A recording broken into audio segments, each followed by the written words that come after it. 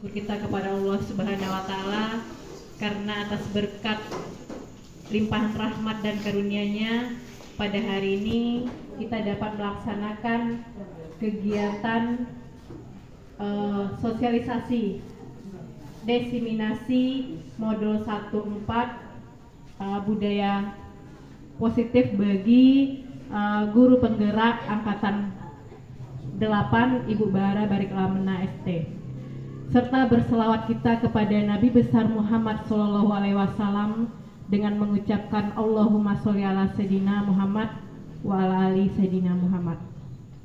Yang terhormat Bapak Ibu Wakil Kepala SMK Negeri 4 Sejunjung, Bapak Ibu guru-guru hebat SMK Negeri 4 Sejunjung. Baiklah Bapak Ibu, demi mempersingkat waktu, marilah kita buka kegiatan ini dengan melafazkan basmalah. Acara selanjutnya sepatah kata dari Kepala SMK Negeri 4 Sejunjung yang akan diwakili oleh Bapak Yose Supratman. Kepada Bapak Yose, disilahkan. Assalamualaikum warahmatullahi wabarakatuh. Waalaikumsalam warahmatullahi wabarakatuh. Grogi saya karena udah jadi kepala sekolah gitu ya. Baik, puja-puja syukur kita hanya kepada Allah karena dengan nikmat, waktu dan kesempatan dan kesehatan kita dapat berkumpul dalam rangka kegiatan diseminasi CGP Angkatan 8 yaitu Ibu Bariklana Fama.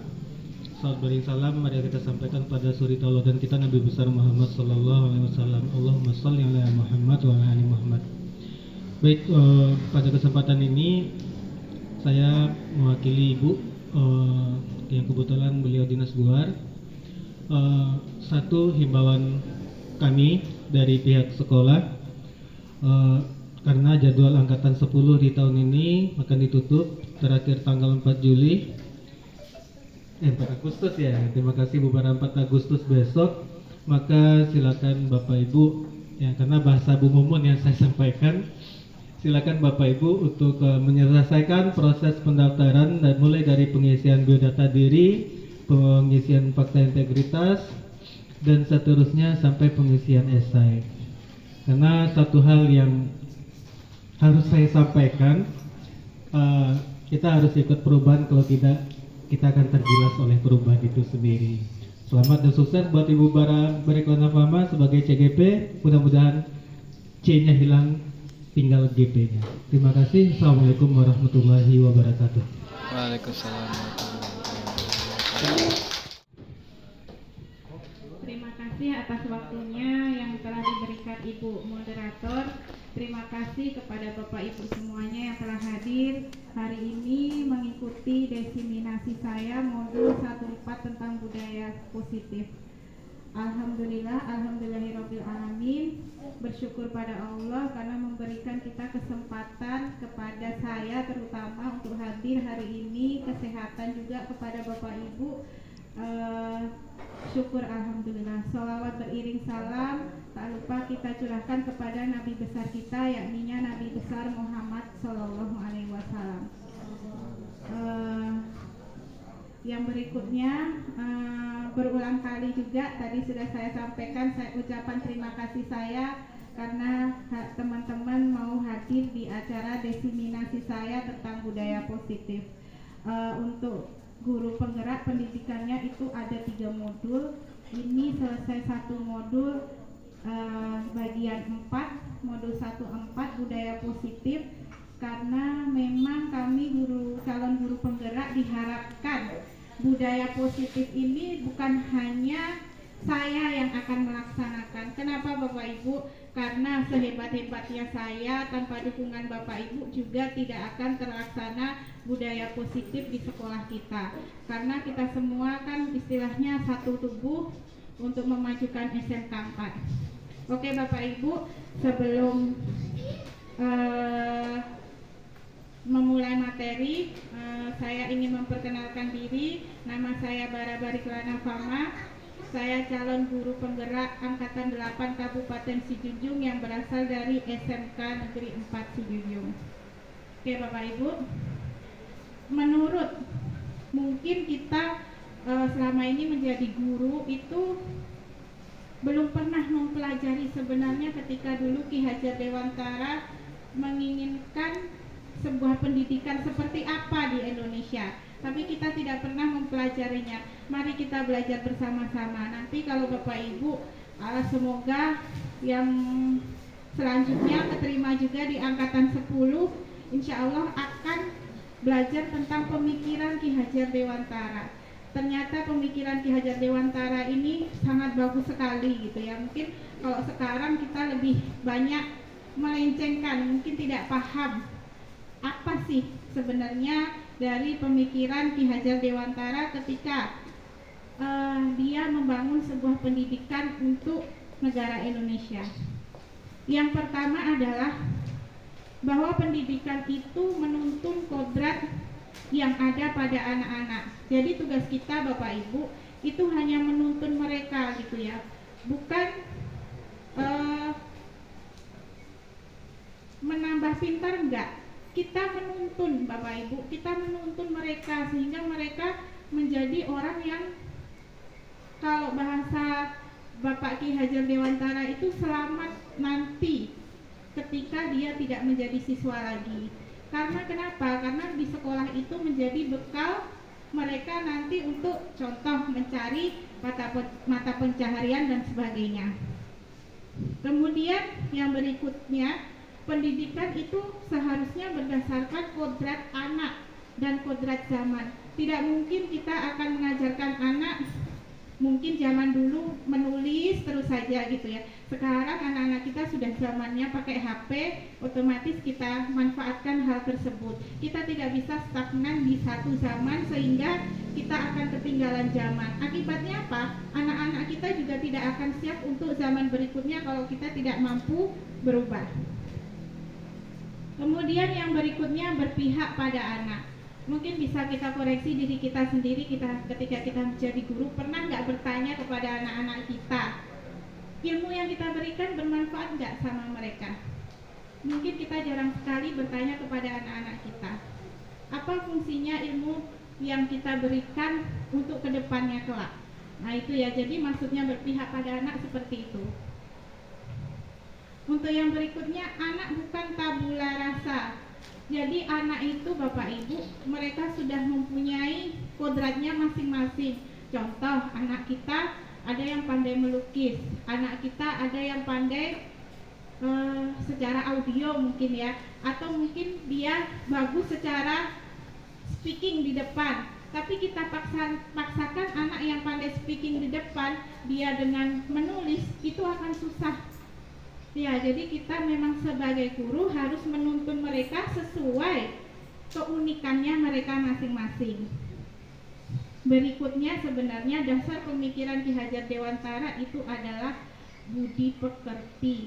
Jadi bukan hanya ilmu dan keterampilan, tapi budi pekerti itu niat awal dari Bapak Ki Hajar Dewantara ketika membuat tujuan pendidikan di negara kita. Untuk berikutnya, untuk mencapai budaya positif di sekolah, kita sebagai guru harus mampu mewujudkannya. Nah, budaya positif dapat diterapkan dengan yang pertama disiplin positif, teori kontrol, teori motivasi, posisi kontrol guru, kebutuhan dasar manusia, keyakinan kelas, dan segitiga restitusi. Nah ini ya Bapak Ibu, ketika kita ada disiplin positif, nilai kebajikan itu ada dalam diri anak. Jadi mengajarkan anak untuk bertanggung jawab, kesadaran dirinya lebih kita tekankan. Kemudian anak-anak kita lebih berdisiplin dalam mengontrol dirinya. Kemudian motivasi internal dari anak tersebut bukan karena dari motivasi eksternal anak-anak kita. Nah ini Bapak Ibu posisi kontrol guru. Yang pertama itu ada penghukum. Nanti kita lihat kita biasanya di tipe yang mana. Saya setelah belajar tentang pendidikan guru penggerak ini, jadi ternyata oh saya di sini gitu ya. yang kedua pembuat rasa bersalah, yang berikutnya teman, yang berikutnya pemantau, yang berikutnya manajer. Nah, Bapak Ibu, kita seringnya di sebelah mana nanti saya jelaskan. Yang pertama penghukum. Nah, penghukum ini bisa menggunakan dalam hal fisik ataupun verbal. Jadi ternyata hukuman itu bukan hanya secara fisik, tapi verbal juga bisa kita lakukan. Nah, guru yang menerapkan posisi ini biasa berkata, patuhi aturan saya, atau nilai kamu rendah, dan seterusnya. Kayak ada ancaman ya. Kemudian kamu selalu saja salah, atau pasti kamu selalu yang terakhir mengerjakan tugas. Berarti kita sebagai guru itu sudah menghukum anak.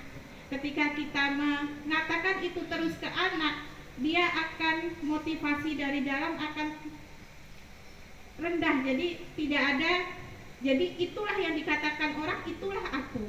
Padahal sebenarnya tidak seperti itu. Yang berikutnya pembuat rasa bersalah. Nah, ini bisa jadi kita lakukan juga. Guru bersuara lembut, menggunakan keheningan yang membuat orang lain merasa bersalah atau rendah diri. Jadi kita membuat siswa kita merasa bersalah. Nah, guru-guru yang menerapkan ini berkata apa? Contoh, ibu sangat kecewa loh sama kamu, ternyata kamu bisa loh melakukan ini. Sebenarnya itu adalah pembuat rasa bersalah. Nah, berapa kali Bapak harus kasih tahu kamu? Suaranya lembut, bukan kayak seperti penghukum, enggak. Suaranya lembut. Nah, gimana coba kalau orang tua kamu tahu kamu berbuat seperti ini? Nah, ini adalah contoh-contoh guru yang pembuat rasa bersalah. Berikutnya teman. Nah, guru di posisi ini menggunakan hubungan baik, kemudian humor juga. Hal negatifnya adalah ketika anak tersebut kecewa, kita tidak bisa melayani, dia akan berperilaku yang kebalikannya. Nah, tidak merasa dikecewakan, kan seperti itu ya, karena berharap banyak.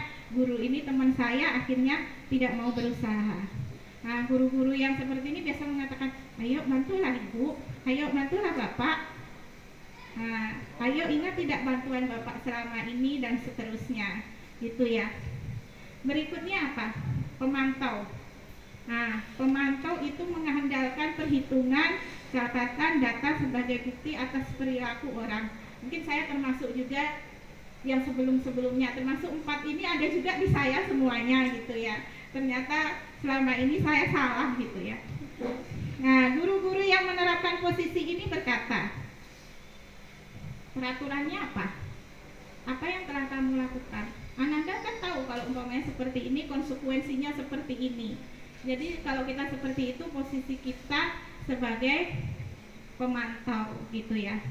Nah, kemudian posisi yang terakhir. Nah, inilah posisi yang diharapkan kita sebagai guru, yaitu sebagai posisi manajer. Posisi manajer adalah guru mengerjakan sesuatu bersama dengan murid, memotivasi murid untuk mempertanggungjawabkan perilakunya, serta mendukung menemukan solusi dari permasalahan yang dihadapi. Jadi bukan hanya, kalau bahasa kami istilahnya itu menang-menang. Jadi bukan hanya guru yang menang, siswa juga menang. Jadi menang-menang.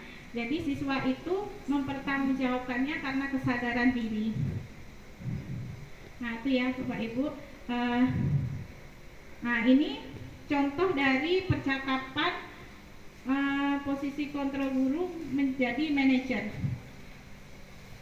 Nah, jadi ditanya dulu, Ananda kan terlambat, terus bagaimana cara memperbaikinya? Jadi ide itu muncul dari anak. Hukuman itu dia mau melakukan konsekuensi karena anak sadar dalam dirinya, dari dirinya, bukan karena kita yang sebagai penghukum atau kita sebagai merasa teman terhadap siswa tadi, atau kita sebagai pembuat rasa bersalah, enggak. Jadi memang ketika anak bermasalah, jadi ketika menyelesaikan, berharapnya anak tersebut mencari solusi sendiri dengan bimbingan kita. Karena seperti yang tadi pemikiran KHD, tugas kita adalah menuntun. Nah ini ya, motivasi perilaku manusia. Kita juga seperti itu Bapak Ibu. Dalam menurut Diane Gosen, itu motivasi perilaku manusia itu karena 3. Yang pertama, menghindari hukuman. Contoh, ada anak siswa kita si A, karena yang piket hari Senin agak killer, hari Selasa Senin killer, Selasa nggak killer. Untuk menghindari hukuman, makanya dia yang hari Senin tidak terlambat, tapi di hari Selasa sengaja terlambat. Nah itu ya, itu untuk menghindari masuknya hukuman. Berikutnya ada juga karena mendapatkan imbalan atau penghargaan. Jadi wah, nanti aku dapat juara, aku dapat itu, dapat ini. Nah itu ya. Berikutnya karena untuk menjadi orang yang mereka inginkan dan menghargai diri sendiri. Jadi ketika anak tidak terlambat sekolah bukan karena hukuman atau imbalan, tapi karena anak tersebut ingin menghargai dirinya, dia ingin menjadi pribadi yang lebih baik. Itulah yang diharapkan dari budaya positif ini. Ya. Nah, yang 2 ini kan motivasi dari eksternal. Berbeda ketika mereka menghargai diri sendiri. Ketika mereka ingin menjadi perilaku yang lebih baik, berarti mereka ada dalam dirinya sendiri. Nah ini ya Bapak Ibu, ketika sudah motivasi dari dalam, hindari hukuman ataupun pemberian penghargaan. Ya karena kalau sudah ada penghargaan atau hukuman, dia mematikan dari motivasi internal, karena berharapnya dari luar. Berikutnya, untuk menjadi orang yang mereka inginkan, mereka ingin menjadi orang mungkin bisa jadi lebih bertanggung jawab atau menjadi orang lebih baik dan seterusnya. Nah itu ya, sehingga disiplin positif dapat diterapkan di sekolah kita. Nah kita sebagai guru juga harus sadar bahwa setiap kita manusia itu mempunyai kebutuhan dasar. Menurut William Gesser itu ada 5 kebutuhan manusia. Yang pertama bertahan hidup, rumah, makanan, kesehatan. Nah itu ya, contohnya apa yang terjadi di sekolah. Anak meminta bekal kepada temannya karena dia lapar. Itu berarti kebutuhan anak tersebut untuk bertahan hidup. Nah sehingga apa efeknya? Mungkin bisa jadi dia mengambil bekal orang lain. Nah itu kan harus kita perhatikan. Jadi ketika kita menyelesaikan kasus, tahu apa masalahnya. Berikutnya apa? Kesenangan. Kita sebagai manusia perlu senang, bermain, tertawa. Enggak anak-anak kita saja, mungkin kita sebagai guru kan butuh juga refreshing, butuh holiday. Ya kan Bapak Ibu, itu kan bermain, tertawa, dan senang. Jadi ketika ada anak yang mengganggu temannya, dia merasa senang, itu mungkin karena kebutuhan dasar dia sebagai manusia di bagian kesenangan tidak terpenuhi. Akhirnya dia mengganggu temannya. Berikutnya kasih sayang dan rasa diterima. Ini pasti ya, kita kalau tahu anak tidak merasa diterima di kelas, nanti dia akan merasa minder. Berikutnya kebutuhan dasar manusia, kebebasan. Nah, jadi ada juga contoh kasus di sini Doni karena dibawain bekal, ternyata bekal dari orang tuanya itu aja, dia nggak merasa bebas. Kemudian akhirnya dia mengambil lauk temennya karena merasa lauk temennya lebih enak, karena dia bosan dengan hal-hal yang biasa. Nah itu kebebasan. Itu sama juga dengan diri kita Bapak Ibu. Kalau kita walaupun rendang enak, kita makan tiap hari, dia juga tidak akan terasa enak. Tapi kalau makan rendangnya setahun sekali, sangat enak sekali. Berikutnya penguasaan. Anak-anak kita pasti ingin diakui kemampuannya, prestasinya, dan didengarkan. Nah itu ya. Nah itu untuk bisa jadi yang mengganggu tadi itu bisa menjadi contoh ya. Nah itu untuk kebutuhan dasar manusia tadi. Nah keyakinan kelas. Untuk menerapkan budaya positif, hal pertama yang bisa kita lakukan adalah membuat keyakinan kelas. Kesepakatan antara guru dan murid membuat keyakinan kelas. Jadi contoh bisa kita terapkan di kelas sebelum PBM. apa sih yang mau kita sampaikan kepada anak-anak? Apa sih peraturannya? Jadi peraturan dibuat bersama. Jadi istilahnya kalau kami bilang itu win to win, menang dan menang. Jadi anak paham, kita juga paham. Kenapa kita menuntut anak tidak terlambat? Jadi maunya bahasa tidak terlambat itu bukan keluar dari mulut kita, tetapi dari mulut siswa di kelas kita. Nah itu ya. Nah, enaknya memang pernyataannya mudah diingat. Contoh tadi ya, tepat waktu dan sebagainya. Berikutnya dari peraturan yang kelas kita sepakati bersama sehingga menjadi keyakinan kelas. Kemudian ada lingkungan positif dari setiap kelasnya, akhirnya tercipta budaya positif. Kemudian untuk menyelesaikan masalah ada yang namanya segitiga restitusi. Jadi segitiga restitusi ini adalah langkah-langkah untuk jika terjadi kasus terhadap anak kita. Yang pertama, menstabilkan identitas. Untuk membuat anak yang merasa gagal karena berbuat salah menjadi positif terhadap dirinya sendiri. Kemudian langkah kedua, validasi kebutuhan. Membantu murid mengenali kebutuhan dasar manusia apa yang tidak dipenuhinya. Tadi kan ada 5 kebutuhan dasar manusia. Berikutnya menanyakan keyakinan. Anak melihat kesalahannya dihubungkan dengan norma sosial dan nilai-nilai yang mendasari manusia berinteraksi dengan orang lain. Nah ini contoh segitiga restitusi. Jadi ada anak bertengkar dengan temannya karena difitnah mencuri penggaris. Nah pada tahap ini yang pertama tadi segitiga restitusi, stabilkan dulu identitasnya. Ya, jadi kan suruh anak bercerita dulu. Kenapa dia bertengkar?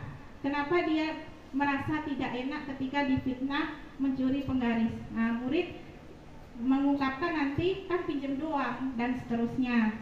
Kemudian sebagai guru kita juga memberi penguatan. Jadi itu menjadi hal yang positif. Iya, kamu pasti marah dan kesal karena dikatakan mencuri. Kita aja juga sebagai guru kan tidak diterima kalau kita merasa difitnah. Berikutnya langkah kedua, validasi tindakan yang salah terhadap anak tersebut.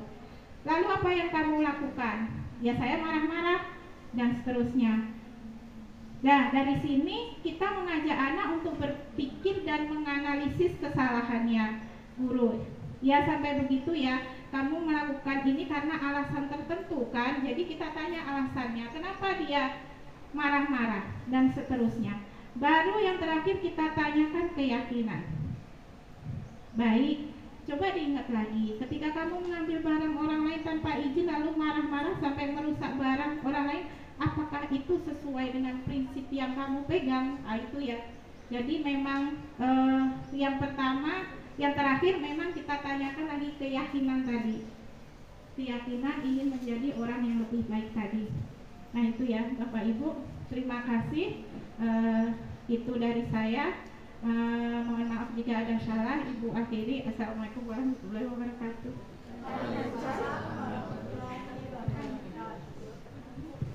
Terima kasih oleh Ibu Bara Bariklana tadi membuka pemikiran kita bagaimana sebaiknya kita mendidik anak-anak kita untuk selanjutnya. Mudah-mudahan apa yang disampaikan itu memang kita melaksanakannya secara bersama-sama dan memberikan perubahan-perubahan ke arah yang lebih baik untuk mendidik anak-anak kita semuanya. Baiklah Bapak Ibu, karena selanjutnya yaitu tanya jawab, dipersilahkan kepada Bapak Ibu semuanya.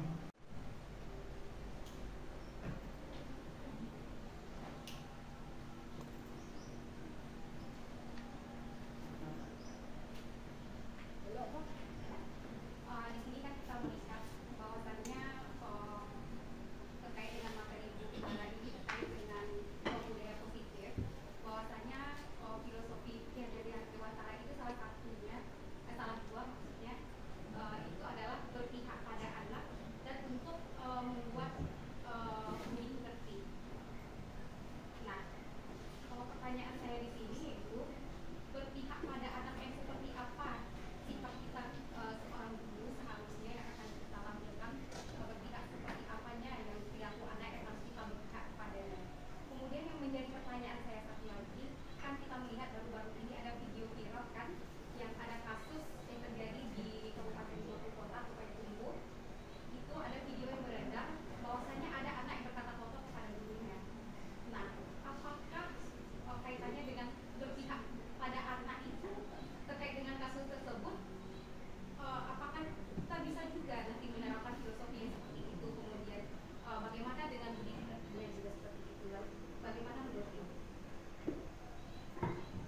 Ya, terima kasih kepada Bu Wiwi. Selanjutnya Bapak Ibu.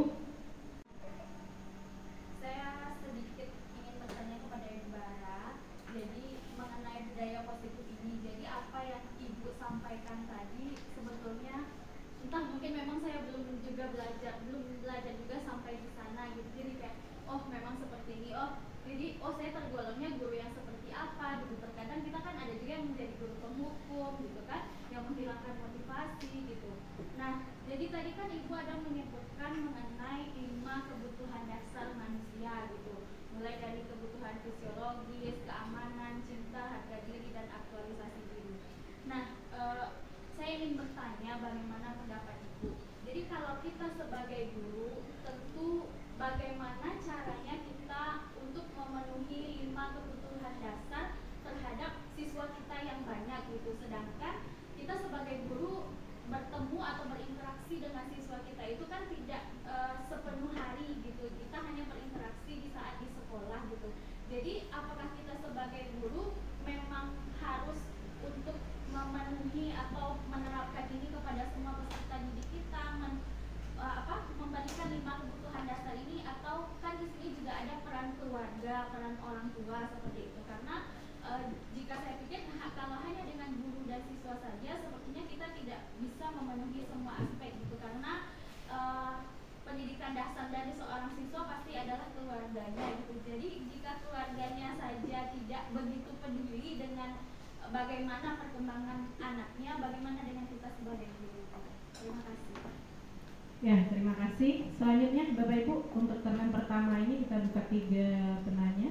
Ya Bu, terima kasih sebelumnya atas penjelasan ilmunya. Yang saya tanyakan itu ini aja Ambil tips fotonya dan Akang, trik Cik. supaya bisa lulus Dokumentasi. khususnya tahap 1. Sedang ini.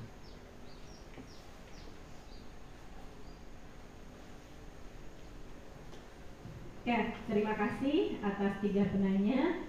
Baiklah, kita akan coba, Bu Bara akan coba menjawab pertanyaan yang telah diberikan oleh yang pertama dari Bu Wiwi, yang mana menurut filosofi K.H. Dewantara, yaitu berpihak pada murid, seperti apa sebenarnya yang berpihak pada murid. Ya, dilanjutkan dengan kejadian di 50 kota ya Bu Wiwi, yaitu video viral. Menanggapi hal yang seperti itu, bagaimana Bu Bara menanggapinya berpihak pada muridnya seperti apa? Mungkin itu pertanyaan pertama dari Bu Wiwi. Sebagai guru itu harus memiliki 5 kebutuhan dasar tersebut, karena kalau kita lihat juga bahwasanya anak-anak kita juga ada dukungan, baik itu keluarga maupun masyarakat nantinya. Yang ketiga dari Miss Iim, yaitu bagaimana sih tips and trick lulus CGP. Ya, terima kasih. Kita persilakan kepada Ibu Bara untuk menjawab pertanyaannya. Terima kasih kepada Bapak Ibu, Ibu-ibu yang sudah memberikan pertanyaan. Semoga jawaban saya bisa memuaskan karena juga saya masih dalam tahap belajar gitu. Maksudnya berpihak pada murid, contoh jika kita menjadi guru, ketika kita mengajarkan sesuatu pembelajaran, diharapkan pembelajaran itu benar-benar bermanfaat untuk mereka. Jadi kita melihat dari sisi mereka, jangan hanya melihat dari sisi kita. Contoh, materi ini harus diajarkan. Boleh materi, makanya kita menggunakan kurikulum merdeka. Materi ini kira-kira yang dibutuhkan anak untuk kedepannya apa? Nah itu ya. Jadi maksudnya merdeka itu seperti itu. Kita guru yang menentukan. Tidak seharusnya kita mencomot dari sekolah lain A, kita juga A, tidak seperti itu. Kita lihat karakteristik siswa kita. Dengan materi ini kebutuhan anak kedepannya apa, seperti itu. Kemudian untuk berpihak pada anak, mungkin kalau kayak kasus tadi ya, jadi bukan berpihak pada anak itu bukan maksudnya anak yang seperti apa. Contohnya yang tadi ya, contoh yang di 50 kota ya, itu saya yakin karena memang anak tersebut tidak, atau sekolah tersebut, atau mungkin sekolah tersebut tidak melaksanakan keyakinan kelas. Kalau keyakinan kelas itu kita awali dari pertemuan pertama atau kedua pembelajaran. Contoh, kita tanyakan dulu ke kesepakatan kita di kelas apa anaknya. Namanya anak tersebut bilang, Bu, kalau sudah selesai tugas boleh nggak main HP. Nah, jadi kita pikir kembali, ketika anaknya menggunakan HP, apa lebihnya bagi anda setelah selesai belajar? Apa lebihnya kita sebagai guru? Jadi kesepakatan itu kita kaji bersama.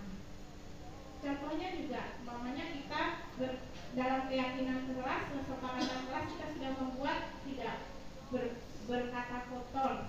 Nah, jadi ketika dia berkata kotor, maka kita lakukan tadi segitiga restitusi sehingga dianya sadar bahwa dianya itu salah.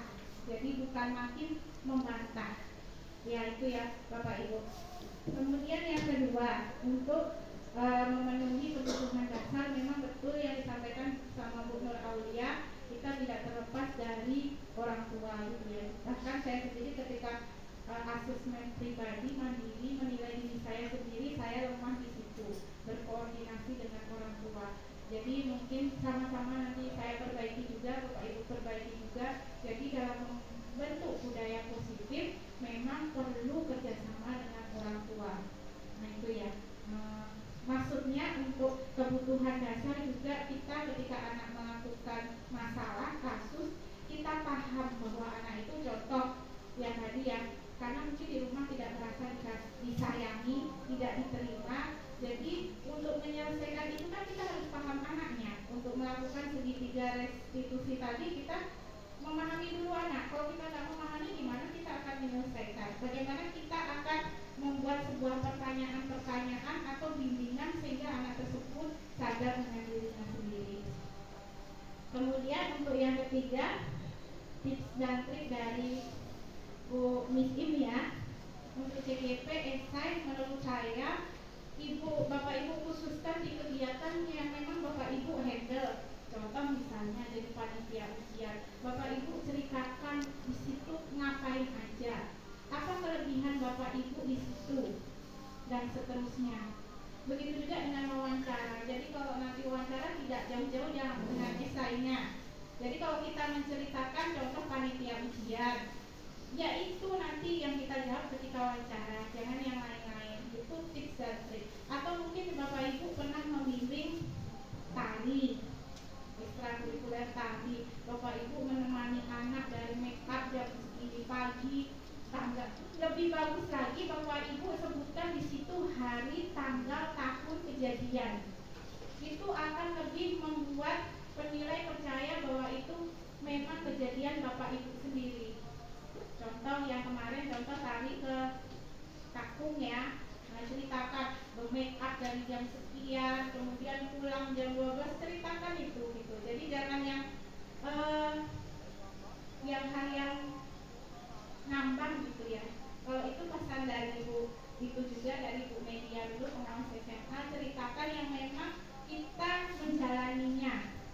Ya, boleh ditambahkan kata-kata pemanis sedikit boleh, tapi memang ketika kegiatan itu kita handle. Banyak ya, saya kira Bapak Ibu di SMK 4 ini kan banyak kegiatan, bisa jadi Pak Andika di landai dan seterusnya. Saya kira Bapak Ibu punya kelebihan sendiri-sendiri, silakan diceritakan. Ya, jadi tidak harus dia sesuatu yang wah gitu, yang umpamanya kayak membawa anak kita Ayu ke nasional, tidak harus. Jadi memang apa yang sudah Bapak Ibu lakukan untuk membangun sekolahnya, intinya itu sih. Nah itu, jadi memang kejadiannya kemudian Bapak Ibu kalaupun nggak diterima sekarang, terima tahun besok, umpamanya kan sudah nambah tuh pelatihannya, tambahkan lagi. Jadi terkesan memang Bapak Ibu ketika mengembangkan diri tidak berhenti di situ. Ya, karena kan saya dulu 2000 angkatan 6 ikut, angkatan 8 saya tambah. Contoh bimteknya kan sudah bertambah lagi, tambahkan lagi. Jadi menuliskan bimtek itu juga Bapak Ibu tempat, tanggal, berapa jam, sebutkan aja semuanya, sedetail-detailnya. Nah itu, mungkin itu tips dan triknya dari saya. Mohon maaf jika salah. Saya akhiri. Assalamualaikum warahmatullahi wabarakatuh. Terima kasih kepada Bapak Ibu semuanya. Mungkin untuk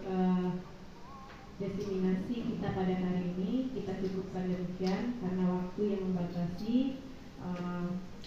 Kita dan sudah menunjukkan jam 11.33 karena kita akan bagi yang laki-laki akan melaksanakan ibadah sholat Jumat. Bapak Ibu semuanya, mari kita berikan aplaus yang meriah untuk Ibu Guru. Terima kasih atas segala perhatian, mohon maaf atas segala kekurangan. Marilah kita akhiri dengan melafazkan hamdalah. Saya sebagai moderator, di mana salah dan janggalnya saya mohon dimaafkan. Kita akhiri. Wabillahi taufiq wal hidayah. Wassalamualaikum warahmatullahi wabarakatuh. Waalaikumsalam. Silakan Bapak Ibu lihat video menyelesaikan kasus menggunakan segitiga restitusi berikut ini. Terima kasih.